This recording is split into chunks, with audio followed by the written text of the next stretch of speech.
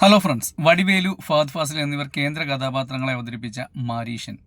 Editor Sreejith Sarang, director of photography Kalaiselvan Sivaji, music Yuvan Shankar Raja, writer and creative director V Krishnamoorthy, director Sudheesh Shankar.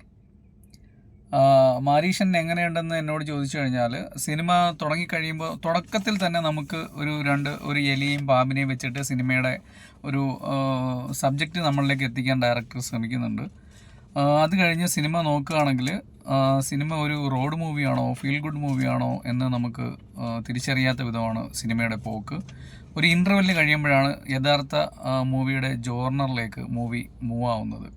അതിന് നമ്മൾ interval വരെ wait ചെയ്യണം. അതുവരെ നമുക്ക് സിനിമയെക്കുറിച്ച് നമുക്ക് എന്താണെന്ന് നമുക്ക് പ്രൊഡക്റ്റ് ചെയ്യാൻ പറ്റില്ല. ഒക്കെ നന്നായിരുന്നു. കാര്യം ഫഹദ് ഫാസിലിൻ്റെയും വടിവേലുവിൻ്റെയൊക്കെ പെർഫോമൻസ് സിനിമയെ ഹൈ ആക്കാൻ ഒരുപാട് ഹെൽപ്പ് ചെയ്തിട്ടുണ്ട്. പിന്നെ സ്ക്രിപ്റ്റ് ഭയങ്കര വലിയ സ്ക്രിപ്റ്റൊന്നുമല്ല.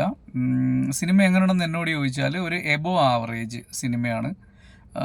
പക്ഷേ സിനിമയ്ക്കൊരു പഴക്കം തോന്നുന്നുണ്ട്. 3 to 5 years പഴക്കം. അതായത് ആ ഒരു സമയത്തൊക്കെ ഇറങ്ങിയായിരുന്നെങ്കിൽ സിനിമ കുറച്ചുകൂടി ക്ലിക്കായേനെ. വിജയ് സേതുപതിയുടെ മഹാരാജ സിനിമയ്ക്കൊക്കെ മുന്നേ ഇറങ്ങിയിരുന്നെങ്കിൽ കുറച്ചും കൂടെ സിനിമ റീച്ച് ആയേനെ എന്ന് തോന്നി.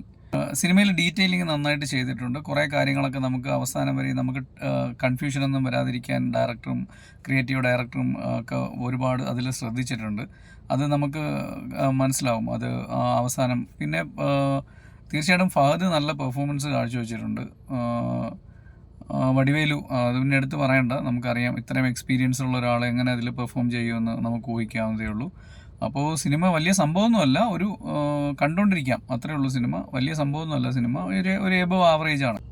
പിന്നെ മ്യൂസിക്കിലൊന്നും കാര്യമായിട്ട് ബാക്ക്ഗ്രൗണ്ട് സ്കോറിലൊന്നും കാര്യമായിട്ടൊന്നും ചെയ്യാനൊന്നുമില്ല. കാര്യം അങ്ങനെ മ്യൂസിക്കൊക്കെ കൊടുത്ത് സിനിമ ഭയങ്കര ഹൈ ആക്കേണ്ട അങ്ങനെയുള്ള സംഭവങ്ങളൊന്നുമില്ല. ഒരു ക്ലാസിക്കാണോ എന്ന് ചോദിച്ചാൽ ഒരു ക്ലാസിക്കല്ല.